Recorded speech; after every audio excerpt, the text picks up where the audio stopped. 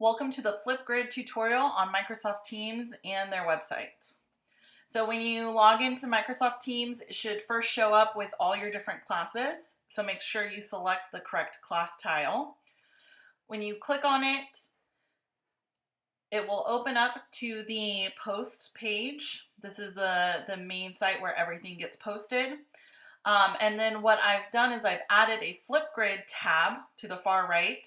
And when you click on it, it should pop up with an option to log in. Go ahead and click Remember Me and log in with your Microsoft account information.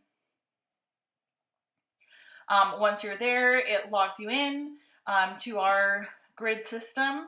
Right now there's no assignment posted, no grid option, but each week you will have an assigned grid to record yourself. Also, if it has trouble logging you in, remember that you were emailed a flip code, or it is also posted on our class website. So once you're here, you can submit your Flipgrid and record it. If you're having trouble in Microsoft Teams, you can always go to the Flipgrid website. Just Google Flipgrid. And this is the home page. You'll notice the enter a flip code down there towards the bottom.